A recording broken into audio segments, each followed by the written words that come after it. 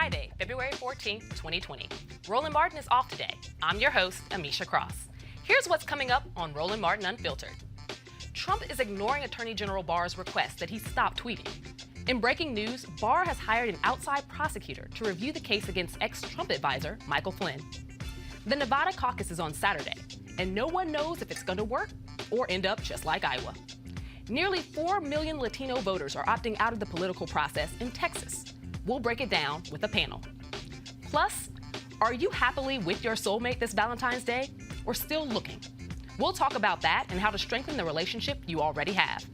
It's time to bring the funk on Roland Martin Unfiltered. Let's go. He's whatever the biz, he's on it. Whatever it is, he's got the scoop, the fact, the find.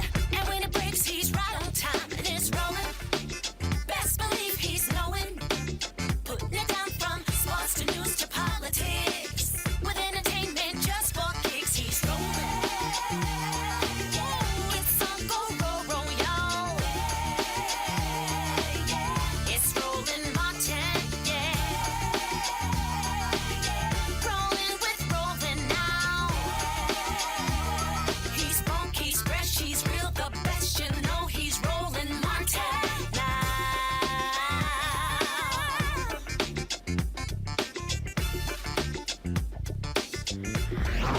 Martin.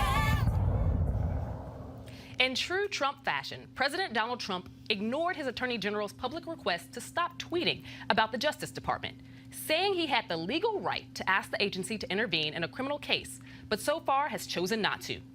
Attorney General William Barr said in an interview with ABC News that Trump's tweets were making it impossible to do his job, especially following the department's handling of the sentencing recommendation for Trump ally and confidant Roger Stone. Joining me to talk about this is today's panel: Howard University Department of Political Sciences Dr. Niambi Carter, attorney and community activist Christopher Bruce, and communications strategist Kelly Bethia. In breaking news, AG Barr has assigned an outside prosecutor to look into the criminal case against Trump's former national security advisor Michael Flynn. This is highly unusual and could trigger more accusations of political interference by top Justice Department officials into the work of career prosecutors. Flynn agreed to a plea deal on a charge of lying to investigators in exchange for his cooperation before the Washington office took over the case when the special counsel shut down after concluding its investigation into Russia's election interference. Well, panel, there's a lot going on today. Obviously, President Trump seems to be on a vindictive streak against all those who he feels has wronged him, particularly looking back at the Russia investigation and probe, all the way to what we now see with his recent approach to the Supreme Court. And there are a few questions that are, that are bubbling under the surface. First of all, we just saw what happened with Roger Flynn and Stone. What do you guys think? And I'm going to start with you, Kelly. Is the impetus behind all of this? Why can't Trump stop tweeting? There have been arguments that he can't get out of his own way, that a lot of this is literally brought on by the fact that he is using Twitter as his bully pulpit. I mean, we've seen this for the past, 4 years at this point. I'm talking even before his presidency. He is a bully. Thoroughly a bully, and not only that, he's a narcissist. So it doesn't matter what anybody says to him, about him, through him, for him, whatever. If he feels that he's right, there's nothing that's going to prevent him from doing what he feels is right. And for him, he feels like, tweeting is his whole First Amendment right and free speech and all of that. And you have an entire, conglomerate of people out here in America who actually are, behind him. So he really doesn't have a reason to stop. He has his cult following. He has his yes men in the White House. He has his yes men in the executive branch, and we're seeing that this week as well. Everything that could possibly, give him the other side of the consciousness, it doesn't exist. And the people who try disappear. I'm not talking about death or whatever, but they're no longer in a position to rectify the situation, and that's in large part due to his narcissism, due to cronyism and other nepotism going on in the White House. And he doesn't see why he should stop. And based off of the actions of everybody around him, just objectively speaking, I don't see why he should stop either. I mean, there's no incentive for him to do so. And Dr. Carter, is Trump's executive branch becoming too powerful? We see that he's now getting heavily involved in the judiciary and making decisions there as well and being able to pull back a lot of the strings like the puppeteer behind what's going on. What does that mean for our country? Well, I mean, I think one of the things we've been talking about after this impeachment process is the way he understands the office. He sees this as the imperial presidency. So he sees himself as sort of a petite king, so that anything he wants to do is okay. And he has folks like A.G. Barr and Alan Dershowitz and all these others who will argue that because he has executive privilege, that anything goes. And his tweet said as much when he said, I haven't asked him to do anything, but it's not beyond my purview to ask him to do something about these criminal investigations, talking about Attorney General Barr. I'm not sure that Attorney General Barr is so bothered about the tweets as he is about the fact that he looks like Donald Trump's lackey, for lack of a better term. That the idea that he is supposed to be working for the justice of the entire nation, not just working for Donald Trump and his friends like Roger Stone and Michael Flynn, seems to be the thing that he cares more about than actually doing something different, because he's been in lockstep with Donald Trump this whole time and coming up with legal justifications for all manner of things. I mean, moving people around in the office. I mean, I think there are all kinds of things that Attorney General Barr is doing that this tweet, this whole nonsense about being bothered that is making his job difficult, when he's proven that he's sort of okay with using his office to help further the president's agenda, which is supposed to be like a firewall between those two things. No, I think I definitely agree with you there, because to your point, what we've seen thus far is A.G. Barr not necessarily separate himself from this office. He has stepped into a lot of situations that specifically at the direction of the president. So to see him now come out and try to calm down President Trump on Twitter is very interesting. I think that, again, to your point, it points more to him understanding that America is watching. Yes. And that him taking these directives specifically from the president is something that is under a microscope now, considering what we've just seen with the impeachment process. But also, we have to remember this is an election year, and everything is being seen from a different lens right now. And I don't think that A.G. Barr, even though he's probably still taking all of his direction from the president, wants the American public to know just how in lockstep he is, or at least not have those directives being given via the internet on a daily basis. We want to get you in here a little bit, Chris, as well. I know that you're also an attorney. When we're talking about the limits that should be at the executive branch, particularly as it relates to the judiciary, we just saw several prosecutors actually step down. That's a huge deal. What does that mean, and what can we look for going forward for not only this administration, but just how people look at this branch? Well, you're exactly right there. The President of the United States is the President of the United States, and the Department of Justice is under the President of the United States and the executive branch. The problem that's happening here, though, however, is that previous presidents have typically respected the Department of Justice to let them do what they do. And that is to make sure that the people of the United States have faith in our judicial system. So with the president interfering with this, now people are really questioning, is justice really being served? So you have, and I know no one on this panel is surprised about what this president is doing, but the lack of integrity that's happening is actually alerting people like Barr and saying, this has gone too far. And I'm one of the type of people of encouraging President Trump to continue to tweet, because it is another way of telling people this is what you elected. So on both sides, make sure he does not get reelected, and on that side, he's just going to get worse. So elections have consequences, and we're seeing them play out now. But I think his followers like this. That's what I'm saying. That's the scary part about it. I don't think they're bothered. I think they actually do think that he should be doing more of this and sort of expanding the role. Now, they only like it when it's their guy. Because the truth is, once you set these precedents, it's hard to put that genie back in the bottle. So if there's another president that's of a different administration, of a different party, and you don't like it, you've now set the precedent that the president can kind of do whatever he wants. And what he's done very chiefly, I think, is create enemies of these specific branches. When you're trying to remain this hierarchical power and you're moving towards a dictatorial regime in a lot of ways, what you want to do is eliminate anybody who can put a check on you. And I think that this president has done a really good job of either, shaming those who are actually doing their jobs, removing them, shifting things around, trying to raise the ire in the public's eye around why you should not have faith in these specific government institutions, and leaving it all within himself. But what's interesting when you say the different branches of government basically being enemies of Donald Trump, with the DOJ, that is his branch. He's making an enemy out of an agency under his branch, the people who are supposed to be, working with him. So that's what's really interesting about this. But also, frankly, Donald Trump is just doing what he said he was going to do. Only in his head, he's doing what he said he was going to do. And I don't think people forgot about the whole message of draining the swamp.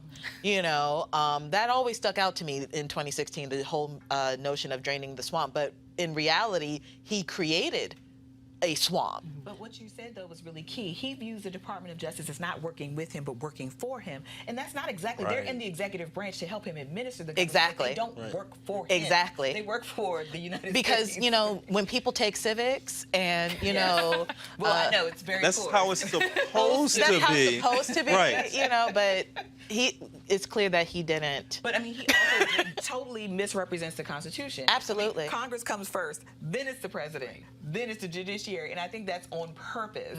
But he is trying to assume more and more power in his office, not just in the executive branch, because I think he could say to hell with these other administrative agencies. Absolutely. It's all about being in his office, and I think that's really key. So again, are we surprised though? Oh, We no, are no, no, no, seeing not surprised, the but- tales of a dictator. He said this is Literally, what he was going on a to daily do. basis Yes, doing. absolutely. Right. This So it's just going to continue down this way until there gets to a point, and I don't know what that point I is, don't because I either. thought we reached that point several times before. I'm But saying are we you too can't far, accept that. Are we too far to come back? Because as all of you, I think, said earlier, we're only watching this president's approval ratings go up. We're only watching his, his echo chamber of people stand behind him and get louder. After he did not get removed from office during the impeachment process, we all knew that wasn't going to happen. We know how the Republican led Senate was going to vote. He felt as though he was emboldened to do more. At what point will he stop? Or at what point will the When he American leaves public office. push back enough? When he starts hurting white people in the way that he hurts everybody else. But he's done I think- that too. I mean, he has, been but they doing don't it, view right. that as sort of They don't feel directed it. at them. Right. It's directed at these other people. We just are collateral damage. But when it starts to be something, I think, that affects them, because that's his voice. That's his voter. He doesn't care about the coast, right? Like, he doesn't even need all these places to win. That's how he won the last time. He is talking to the people and signaling to them that, hey, if you are a white supremacist, I'm going to give you safe harbor. Look at Stephen Miller and Sebastian Gorka and all these people he's employed a presidential medal of to freedom. rush Limbaugh on Rosa Parks' birthday. So this man has showed you who he's going to be, and he's also made lots of other people feel good about hurting others, so they can get some esteem. So yeah, we'll take your health care, we'll do all these horrible things to you, but at least you're better than those people. So what is that point? When he What is leaves that office. point? What is that point that when you I actually see I think that you the lose it? authoritarian slide for those people will continue until it's too late. But I'm saying, hopefully, right, this is what the Hopefully. hope of elections are, that you can bring more Sound like people into Barack the Obama. fray and vote them down. Hope. No, I'm not offering you hope as the thing. I'm saying hope with an action, right? If you can bring more people into the fray, because I will say what Jesse Jackson said when he was running in '84, Ronald Reagan won by the margin of despair. Donald Trump won by the margin of despair in 2016. He didn't have a landslide. He doesn't have a mandate. He certainly didn't win the popular vote. And if you look at the states that he won, Wisconsin, Florida, Michigan, he didn't win by goo gobs of votes. He won by thousands. That's not a lot when you think about the number of people that sat home, the number of people that weren't registered, the number of people who felt pushed out of the process. I'm saying if elections have consequences, then we can think about re-elections also having consequences. And I Absolutely. think this could be a Do moment. you think that he has reached the point where he can break the incumbency advantage, which is huge? No. And we've seen it, over the past 20 years. The incumbent, in very rare cases, does not get reelected again. Right. And right now, we're still seeing the economy that, by all projections, he's claiming a victory in, Yes. and he's touts it along the campaign trail As he every does. day. We're seeing again a lot of his supporters who are going out on all the media circuits, despite all of the different trials and tribulations he's gone through this entire process, and it looks like he's only getting stronger. Well, I mean, maybe, right? We know the economy matters, but there are one-termers. George Bush was a one-termer. Jimmy Carter was a one-termer. So those cases do happen. He could be a one-termer. I think the thing is, you have to be very aggressive. You have to be as aggressive as Republicans were when they were making the long game. They made a bet in 2010 about how they could flip this country, which is moving away from the Republican Party into a Republican stronghold for at least 10 years. They did that in 2010. So you have to be as mindful about that as Republicans were if you were trying to move this guy out of office. And I think the other thing that happens, too, is you have a party that is happy to cannibalize itself. You have a party that is happy to capitulate to this. Republicans have said, we are going to cast our lot with this guy who is horrible, and if he leaves office and when he leaves office, he will leave our party in a shambles. Right, that this will not be a moment that we can come back from in any real way. And I think that's something we also have to think about, is what is happening inside that party, because part of Donald Trump's downfall is going to happen, has to happen at that part too, in that place absolutely. too. And President Trump has never really cared about the Republican Party. Oh, This is all about President Trump and his businesses. Right. They thought that they could manage him, Right. and they can't, but they could do some things to try to put a stopgap. Or to put a stop or a firewall between him and another term. They won't do it because they care about winning more than they care about, like, you know, principles and I ethics. would not and, be surprised and a if you looked government. at people's financials who are like super, you know, invested in this presidency. Like, you know, I would say, venture to say maybe like 5 years from now, because that'll be around the time it won't be as in the forethought of people's minds. But I would not be surprised that if you saw, you know, a Rush Limbaugh financial report where, you know, there's an uptick, or Lindsey Graham where there's an uptick, or like, where did this bulk of money come from? And maybe not necessarily from Trump, but, you know, how those things work. And when people talk about your initial questions, like what is the downfall? When he leaves office, that is the downfall. Like, this is not going to be something that the Republicans will be like, okay, Donald Trump has gone too far, because, as Dr. Carter said, the whole notion of the Republican Party is power at this point. They just want to be in power at this point, and they are polarizing themselves to the point where, frankly, the Democrats are so saturated with so many other ideas that it's not even the quote-unquote Democratic Party anymore. It's just not the Republican Party at this point. And great point, Kelly. And we will get back to that, but we do have to take a break, and we'll be right back. You want to check out Roland Martin Unfiltered? YouTube.com/Roland S. Martin. And subscribe to our YouTube channel. There's only one daily digital show out here that keeps it black and keep it real. It's Roland Martin Unfiltered. See that name right there? Roland Martin Unfiltered. Like, share, and subscribe to our YouTube channel. That's YouTube.com/Roland S. Martin. And don't forget to turn on your notifications so when we go live, you'll know it. You want to support Roland Martin Unfiltered? Be sure to join our Bring the Funk fan club. Every dollar that you give to us supports our daily digital show. There's only one daily digital show out here that keeps it black and keep it real. As Roland Martin Unfiltered. Support the Roland Martin Unfiltered daily digital show by going to RolandMartinUnfiltered.com. Our goal is to get 20,000 of our fans contributing $50 each for the whole year. You can make this possible. RolandMartinUnfiltered.com.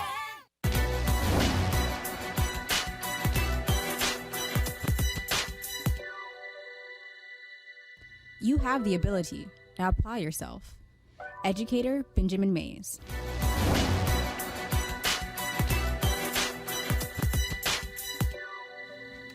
Join Dr. Jackie Hood Martin as she engages others to think like a leader. Are you looking to enhance your leadership or that of your team in 2020?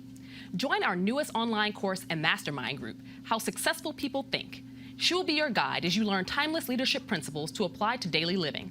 Offer expires February 28th, 2020.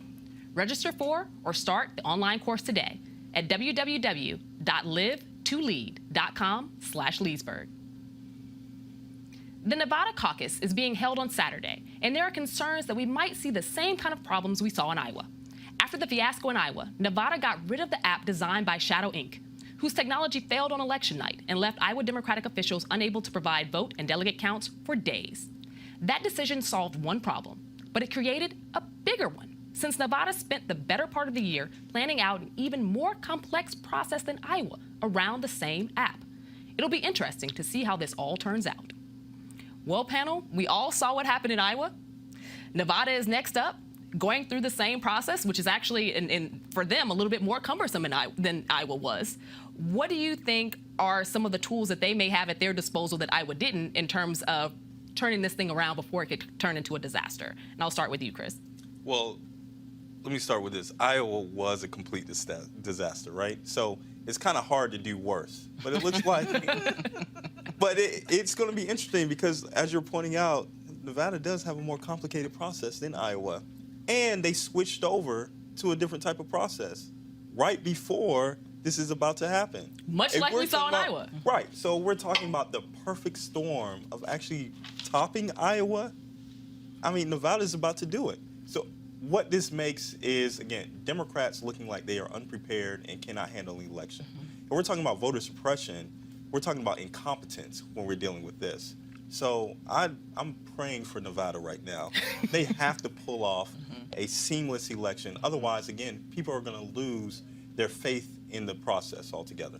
There's that, and I would probably also add to that, we are looking at an entirely different demographic in Nevada than Iowa. One that isn't a lot larger than Iowa's, but also one that is a lot more people of color. And I think that, to the stand of it completely falling apart would be a lot more detrimental, considering the fact that a lot of voters have been waiting for us to get to a state, an early primary state that actually resembled the country more so than a place like Iowa. But in addition to that, when we're talking about the move to a more complex system, I think that it's important that we be reminded that a lot of Democrats actually argued for this post the last election cycle because they wanted to have a process that they thought was a little bit more strenuous than the previous one, just because they felt that Bernie Sanders didn't get a fair shake.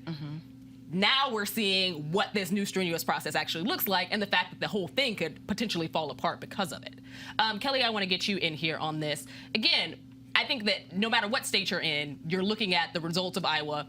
For the people who were the top one and top two, after days of not knowing who the winners were, by the time it finally came out, no one really cared anymore. It really dropped the momentum and the ball for those candidates who had people on the ground for months at a time and invested loads of cash there. Now we're moving towards Nevada. There's a lot of fear that we may see a repeat, and it could actually potentially be worse than what we saw in Iowa. I don't see how it couldn't be worse than Iowa at this point. Like you said, you have the demographic issue, you have the size issue, you have the complexity issue, you have the fact that it's another caucus and not just a straight vote like, frankly, I feel like elections should be at this point. I don't understand how, of all the things that happened in 2016 when it came to elections and voter suppression and possible fraud, or the alleged fraud that didn't really happen, like all of this chaos that happened that year, why you would try and create yet another process that is purposely convoluted.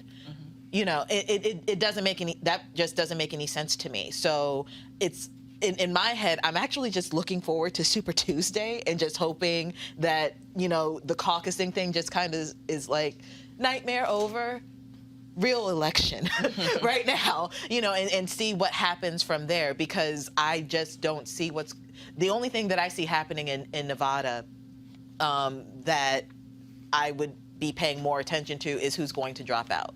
Because with Iowa, New Hampshire, we saw that Yang dropped out, and I just have a feeling like people who are lower on the spectrum of votes are going to be like, you know what, this isn't even worth it at this point, because after Nevada, what is South Carolina, and I'm just like, okay, Absolutely. There are about 8 months left until Election Day, and voting advocates are racing to register millions of eligible Latinos in Texas. The goal is to dramatically improve the livelihoods of Latinos in the state and across the country. There are roughly 4 million Latinos sitting out each election. Apathy is the cause, and they're not exactly getting their interests met. For example, the passage in Texas of SB 4, the so-called Show Me Your Papers law, was written by Republican state legislators and signed into law by Republican Governor Greg Abbott in early 2017.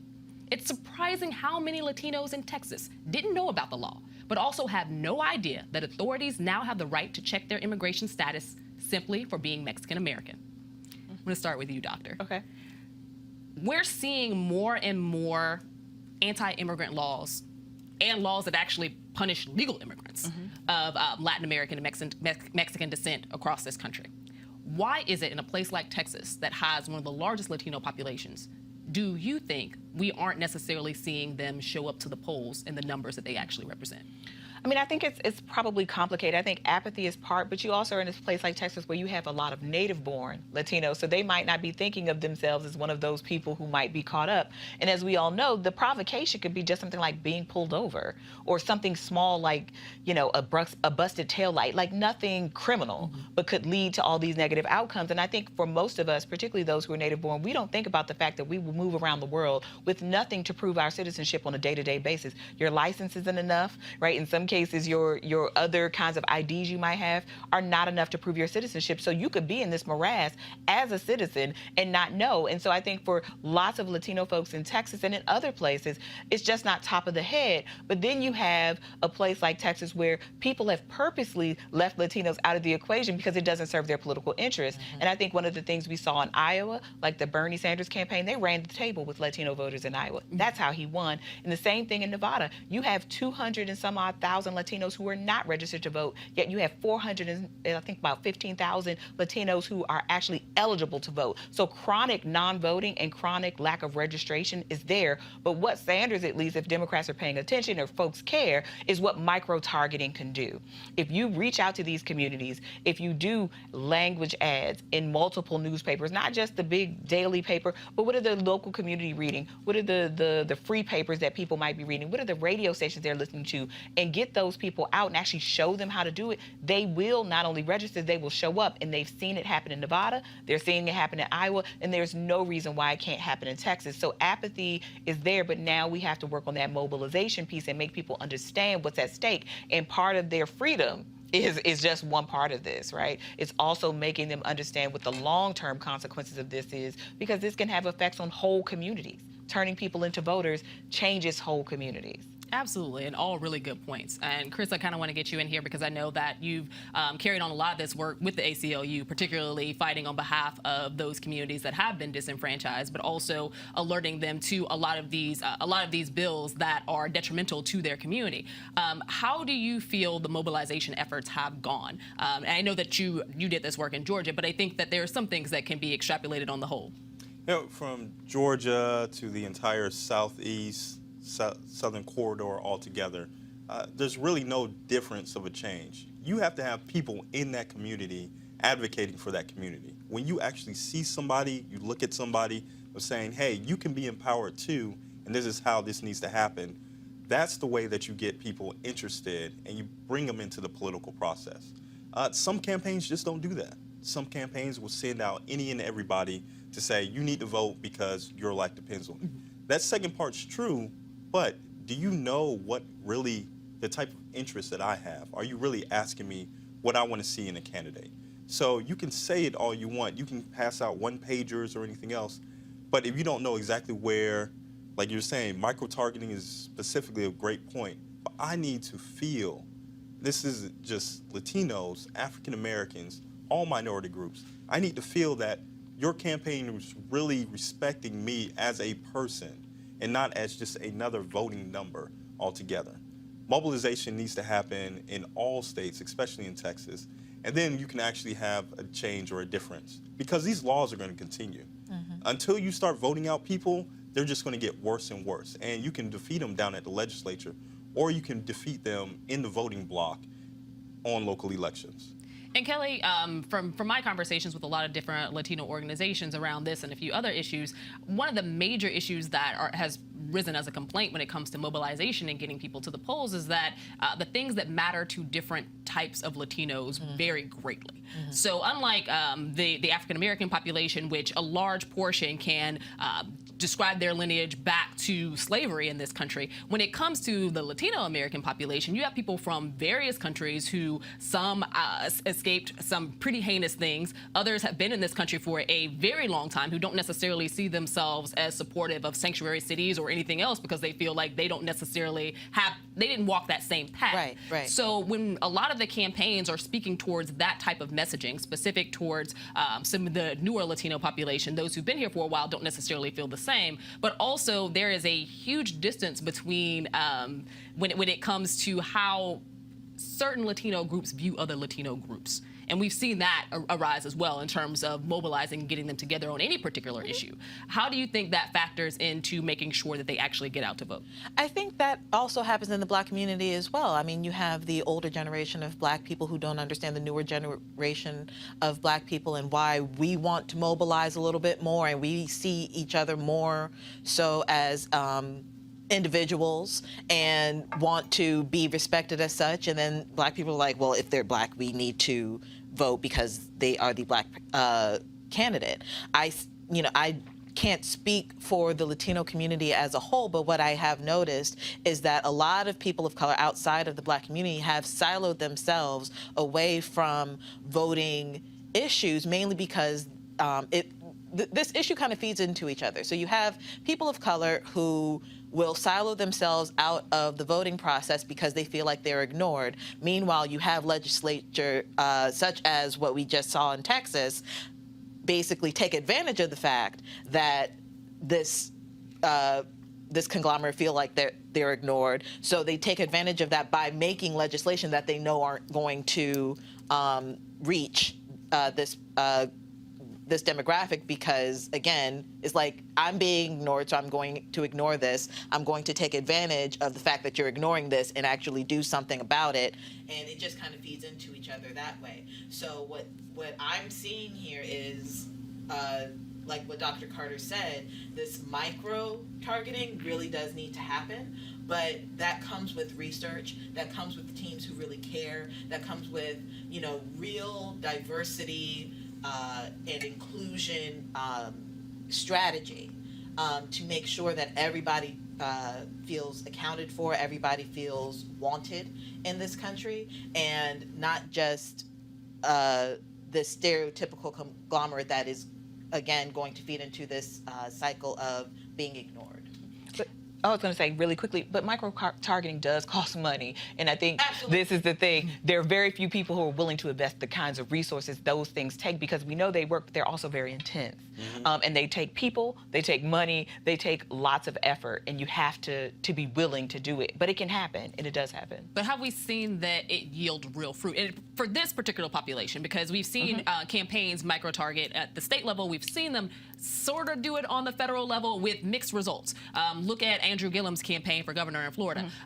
Although Florida has, again, several different types of Latino population, what we saw was a large percentage who weren't voting Democrat at all, and again, an even larger percentage who did not participate, and then you had some who did come to his side. I think that for political parties specifically, one of the things that we are still grappling with is where majority of Latinos stand on a particular issue or any particular issue. Well, it depends, right? So as you talked about, there are different groups. There are Mexicans, there are Puerto Ricans, there are Hondurans. I mean, we have to think about religiosity. So evangelicals and Catholics are very conservative about certain kinds of issues. We understand that, but how do you have people have other interests? Young people, for example, have a very different set of lived concerns, but we also cannot ignore, and I think this was your point about how intimidation also operates. That law is just about as much as harassing people and making their lives inconvenient, but also keeping them away from the levers of government. Because I don't want to give my information or name to a government. I'm going to voluntarily tell the people where I live so they can do something to me.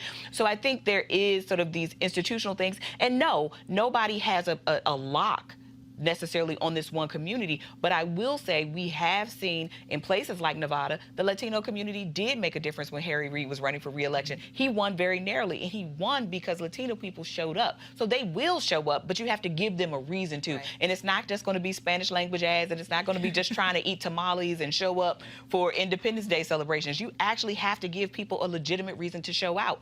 And everybody is just the same on that score, whether you're Latino and it doesn't matter what nationality you are, or whether you're Black and it doesn't matter what nationality.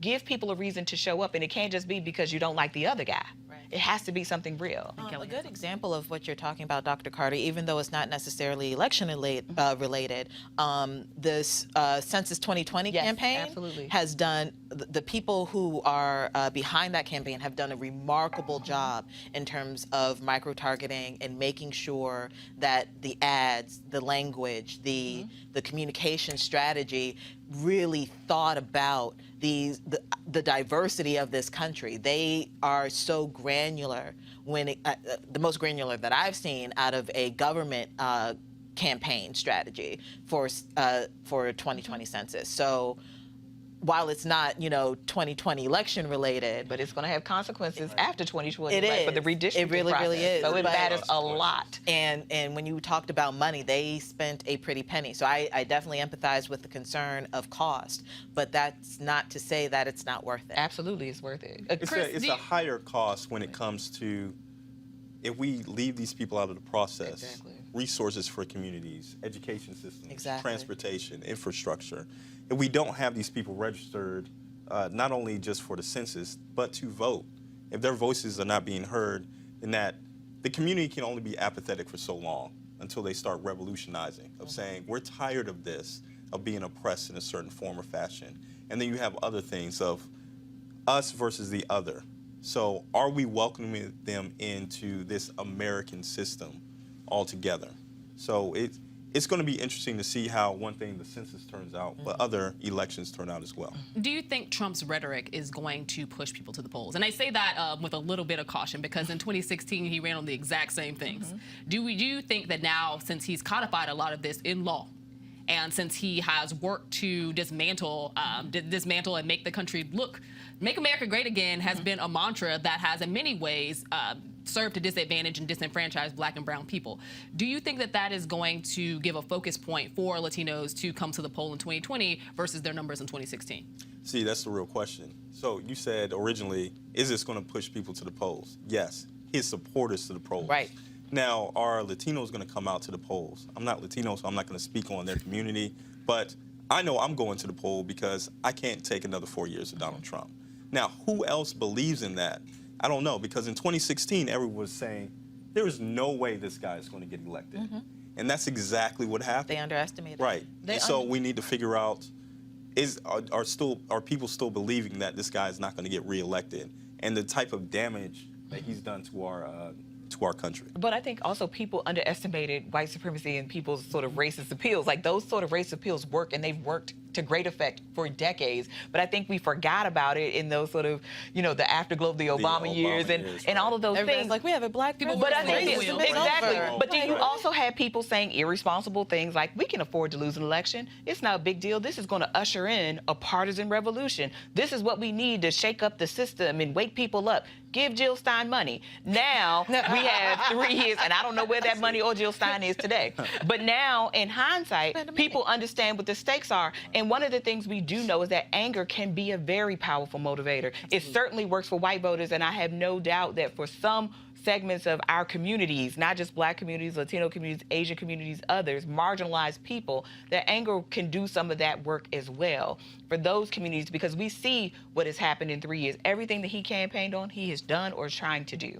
So we know the threat is real. We know this is not just some kind of carnival barker, right, trying to hustle us and make us feel a certain way so we can just for his own vanity. He means what he says. And he is doing and staffing himself with people who are going to see to it that the things that he says he's going to do, whether it's that wall or whether it's these Muslim bans and these other now bans that are extended continental African countries and other places. He's doing all of that because he wants to remake America in a particular kind of way. And so I'm hoping that people realize another 4 years of this is only going to embolden him because he has nothing to lose. Translation from The Good Doctor, make America great again means make America white again. And we're going to take a break. When we come back, tips on finding your soulmate and strengthening your relationship.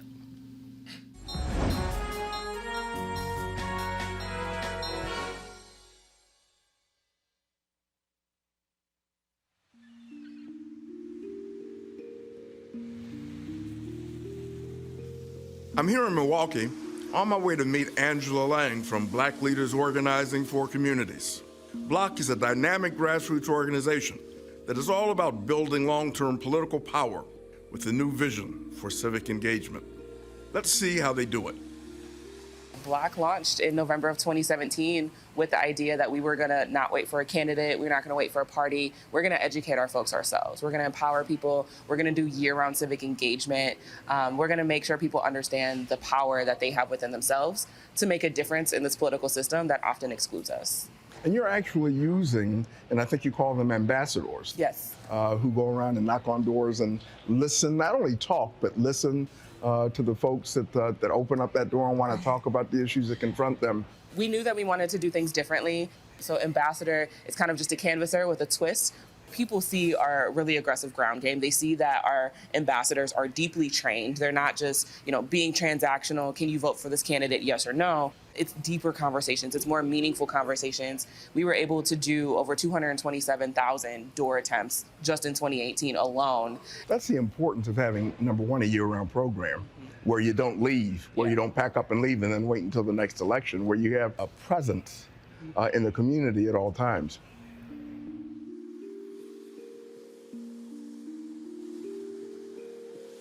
So right now we're in the 53206 zip code. A lot of our ambassadors live in the zip code and live actually in the surrounding areas. And this zip code is home to the most incarcerated zip code in the country. And so that's why it was important for us to make sure that we had an office space that was here. Even though we do our work all across the north side, we wanted to show a little extra love to 53206, just given its challenges. And since you're in Milwaukee, I have some ambassadors I'd like you to meet. That's great. Let's do it. Block did a lot for me. Me coming from the streets, selling drugs, going in and out the penitentiary. It really opened my eyes back up, like, damn, I'm really hurting my community when I could be helping my community. Let's not cry here. Block is the change. I have a term that I use, and it's, this is what the change looked like, and the change is me. I was fighting, but it was the wrong fight. Now I'm in the right fight. Block changed me because I was never into politics, and now I'm more down than ever. Well, we won in 2018, right? Scott Walker is no longer around. I mean, that's a good thing. But we also know that fight and that struggle never ends. We have a proud and rich history with the civil rights movement. Dr. King was closely involved with our union, and some of you know this. In 1968, when he went to Memphis, Tennessee, those sanitation workers were represented by AFSCME, Local 1733. And everyone in this room knows the story. He ultimately gave his life supporting those sanitation workers. Dr. King understood the connection between economic rights, labor rights, civil rights, human rights.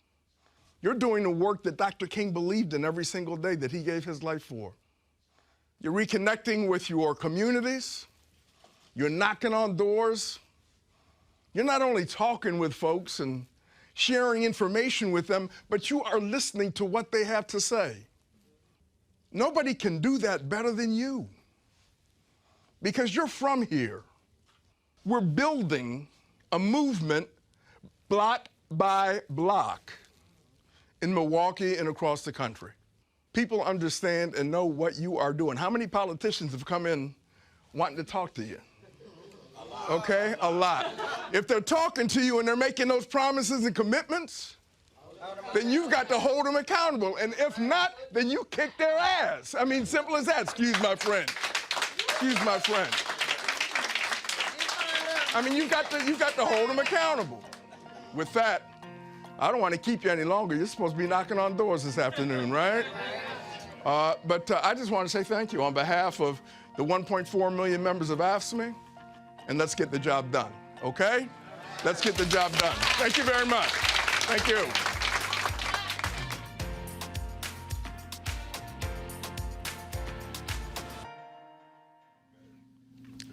Happy Valentine's Day. Many of you are celebrating with your loved one, and others are feeling pressured because you haven't found the one. Whether you're in a relationship or looking, it's important to understand the purpose and define how you look at it, because how you see it determines how you behave in it. That is according to my next guest, Reverend Darius Daniels, senior pastor and founder of Kingdom Church and author of Relational Intelligence. Welcome to Roland Martin Unfiltered. Thank you so much for having me. Happy Valentine's Day to everybody. Absolutely. So we got to see some clips of your work and have a few questions related to some of the content therein. There was one point where you started describing people's needs versus wants when it came to choosing their partner. Could you elaborate a little bit more on that? I think that a lot of people, both men and women, have these checklists, if you will, about the things that they would like to find in their partner. And you had some interesting comments about that. Yeah, so one, I think both of them are important, but I think it's important to draw a line of distinction between what is actually a preference for you in a relationship and what is negotiable. Because oftentimes when a person doesn't know the difference between those two, they will compromise in an area they probably shouldn't, or they won't compromise in an area where if they reconsider, looking back in retrospect, they probably would.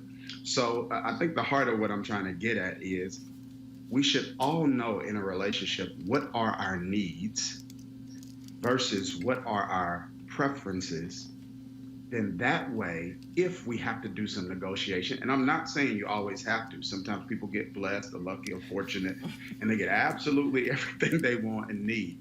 But if there are times when some negotiation has to take place, you want to make sure you're not compromising the wrong thing at the wrong time and in the wrong area.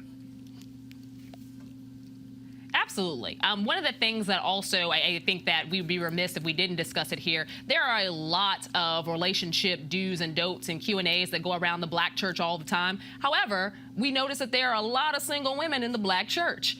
Do you think that a lot of the conversation around relationships particularly is helping Black women who are often the largest group in the church who are also extra single? No. No. So I think in religious circles, we need to do a better job of that. I think sometimes we are speaking, meaning when I say we, I mean religious leaders, we are speaking to a social reality that no longer exists.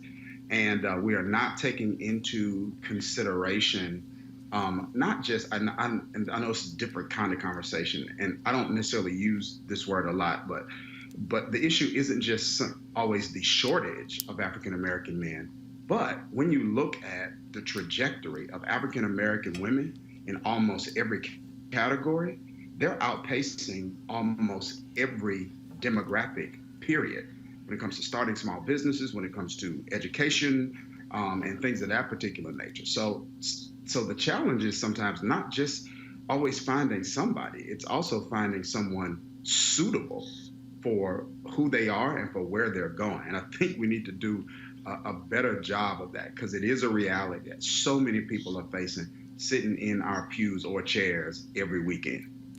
And I have one more question before I toss this to the panel here. As it related to a lot of the videos and a lot of the outreach you've done related to your book and your series, the conversation has been largely from you. And I asked this because while watching it, I saw that your wife was there and the first lady. However, she didn't have very much to offer within that conversation. So we're seeing a man, yourself, tell us about what it is to be single or what people should look like or look for in their mates, but how much of that is actually informed by women? Because to be quite frank, Black men tell us all the time, or men in general, what we should do when it comes to relationships. However, we're not necessarily hearing that same vantage point from females, and the people who are taking the lead on this are often men.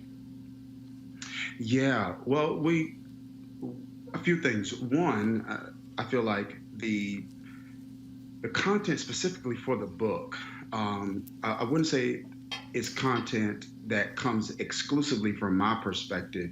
It's content that's gathered from my experience in my role and my interaction with all kinds of people in all different types of seasons of life. And so obviously, I think it would be disingenuous to say that their perspective is not influencing their work. No one's that purely objective. But I will say, in terms of the content of the book and in terms of my approach to my teaching, it flows from not just my study of resources, not just always my personal perspective and opinion. A lot of that I wouldn't even share on a platform, but it comes from my interaction with people who are a part of my orbit of relationships or a part of our congregation. And it is my attempt to speak to what I'm hearing and also to give voice to some perspectives from men and women, to men and women, to hopefully help them in this area. And my wife is doing a lot more. She's adding a lot more value. I'm not quite sure what's seen or what's out there, but as a matter of fact, we just did, I think, we just did an event a couple weeks ago, and we did a live a couple of days ago. So she does speak into, in a large way, this conversation, at least for our church. Well, Dr. Daniels, I want to make sure that we are also getting the questions answered that are burning from our panel right here in studio. I think we're going to start with the ladies first. So Kelly Bethia is over here, and she has a burning question for you. I was just curious, well, two things. One, are there levels of single? Because you categorized extra single, or was that just like a turn of phrase right there? And then secondly, regarding the issue of possible the discrepancy in success between men and women, how do you feel we should rectify that? Because just as an anecdote, I consider myself to be pretty accomplished, and I don't necessarily see myself, for lack of a better phrase, dumbing myself down in order to find a mate. Nor am I in the business of waiting for a mate in order to, possibly fulfill some contrived notion of what God may or may not want for me. So could you please explain that notion? Yeah, I think that's a great question. So one of the first things that I would say to the second question, well, as it relates to the first question, I'm not quite sure if I said extra single, that was probably me misspeaking. That's not I don't even know if I've used that word before. It's definitely not a category that I would put anybody in. But as it relates to your second question, I think it's a profound one. I think it's a very important one. And so one of the things that I would say is I think it's important for, in this season, men, I'll put it this way. Peter Drucker said, people in the past, people who were successful in the past knew what to say. People who will be successful in the future know what to ask. And so I think it's important for men in this season to do a lot more listening, to hear what suitable is like for a woman in this season. One of the things I recognized really quickly when I married my wife, I did not marry my mother. It's two different generations, two different perspectives. And so if I am attempting to relate to and be my best self for the woman I'm with now, based on a perspective and a paradigm I had with the woman that I grew up in my house, being my mother, then I'm not going to be a suitable mate for her. So I think, as the moderator mentioned earlier, I think there's been way too much telling in the Black community, way too much talking to Black women as opposed to listening to and learning from them, so that brothers can, quite frankly, step their game up and add the kind of value that needs to be added to our community, and be the kind of men that our community and our women so desperately need. That's not man bashing on my part. I'm not one of those. But I do think if we're going to be objective in this conversation that has to take place, I don't think any woman, or any man for that matter, should dumb themselves down. I don't think that's that's not an expectation of God for anyone to do that. And relationships, based on the person, it's their preference. It's not a need. A relationship should not complete a person. They should simply complement a person. A person should be whole before they even enter into a relationship in the first place, so they don't need one to make them whole. All right, we're going to move on to Dr. Carter. I think that she has some questions for you as well. I just had one question in particular, which is, how do you speak to the non-religious? So I'm not a person that would be in someone's pulpit or someone's pew on a Sunday. I don't move in those circles. That's not my social network. So how do you talk to folks who may not be coming from a religious perspective about some of these things? Sure. So one, in terms of the language we use and the approach that we take, the perspective is whether a person shares the faith or not. Now, that there are principles, hopefully, that we're communicating that apply to relationships in general. So the goal is, I think sometimes when a person sees someone who sits in a seat like mine, who's a religious leader, the expectation is, or the assumption is, this person is trying to proselytize me. When my perspective in life is simply this, that even if people don't become people who share my faith, I want their relationships to get better. And if there's some way I can add value to that, I want that to happen, because that makes our world better. It makes it a better world for me. It makes it a better world for my children. It makes it a better world for everyone. So I think some of the principles we try to communicate, such as what are needs for you, what are preferences, drawing a line of distinction between areas you feel like you will compromise and won't compromise, is not necessarily an exclusively religious concept. And I think it's a concept that can apply to anyone, no matter what their faith is or is not, or no matter what season of life they may be in. So that's our attempt.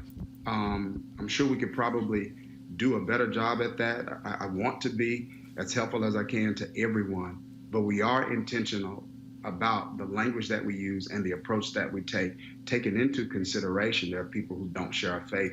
There are people who actually listening to me every week through technology who don't, and those who actually attend our church from time to time who share a different faith. So trying to be intentional about that, and could probably do a better job at it, but we are taking a swing at it. Thank you. We actually do have one male on our panel today, so I want to make sure that we get his question in before we wrap up. Hey, brother. Well, I am a male, but I'm just a local black man. So I don't know anything about these subject matters. It's more of a comment of, like you were saying before, Doctor, is the philosophy that people prescribe to. There's so many things out there, like think like a man, act like a lady. Men, oh, there we go. Men are from Mars, women are from Venus. The 5 love languages. What makes yours unique? And has there been any critical feedback that people should be aware of? Well, so one, I feel like the plethora of information out there on relationships, I think is helpful, because I think couples are different, people are different, and it's okay for people to explore what stream of information best serves them. I am going to argue that from my perspective, the uniqueness of my approach is it's a mindset, not necessarily a method, in the sense of, if you get into something like love languages, it's reducing expressions of love to 5 different languages. When some people have more than 5, they've got 10. And it's instructing people, do this, do that. If they want this, do that. Whereas mine isn't an issue of method, it's an issue of mindset. Simply encouraging people to say, hey, when it comes to your relational life, it is very consequential. There's no aspect of your life that isn't affected by your relationships directly or indirectly. There is a tendency in culture to tell us to manage those relationships emotionally. And I'm just arguing that it's okay to have the emotions in the car when it comes to relationship choices and management. You just don't always have to let them drive. Because at some point, if you manage relationships emotionally and never intelligently, you might end up in unnecessary crashes. So for me, that's why I say our book may be a little unique. And critical feedback, brother, I'm a pastor, so there's not a day I don't get some of that, unfortunately. Well, thank you so much, Dr. Daniels, and thanks to our panel. This has been a very great show, and that concludes today's Roland Martin Unfiltered. I want to thank my panel for hanging with me today and invite you to tune in again next week when Roland Martin returns. Also, if you like what you see here, please support us by going to RolandMartinUnfiltered.com and joining the fan club. Until next time, I'm Amisha Cross. Thanks for watching.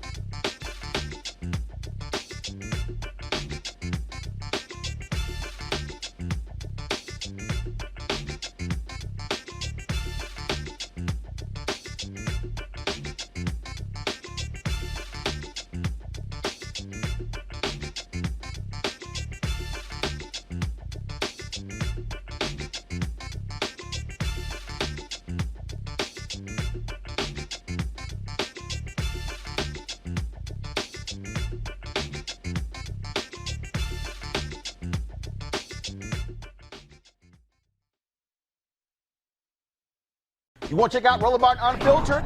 YouTube.com/Roland S. Martin. And subscribe to our YouTube channel. There's only one daily digital show out here that keeps it black and keep it real. It's Roland Martin Unfiltered. See that name right there? Roland Martin Unfiltered. Like, share, and subscribe to our YouTube channel. That's youtube.com/Roland S. Martin. And don't forget to turn on your notifications so when we go live, you'll know it.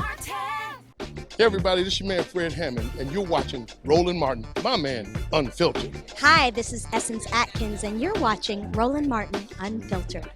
Hey, yo, Peace World, what's going on? It's the Love King of R&B, Raheem Devon, and you're watching Roland Martin Unfiltered. Hi, my name is Brescia Webb, and you're watching Roland Martin Unfiltered. Ow. Well, I like a nice filter usually, but we can be unfiltered. What's going on? This is Tobias Trevelyan, and if you're ready, you are listening to and you are watching Roland Martin Unfiltered. What's up? I'm Lance Gross, and you're watching Roland Martin Unfiltered. Hi, this is Cheryl Lee Ralph, and you are watching Roland Martin Unfiltered. I mean, could it be any other way? Really? It's Roland Martin.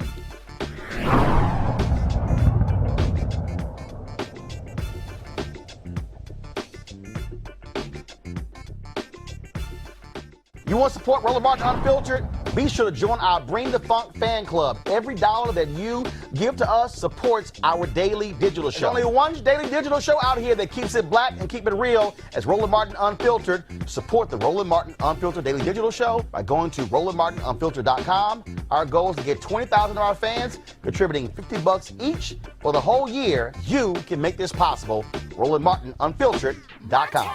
Hey fam, want to check out Roland Martin Unfiltered, the blackest show on all of digital, cable, and broadcast. Check out our audio podcast. There's only one daily digital show out here that keeps it black and keep it real as Roland Martin Unfiltered. Press play.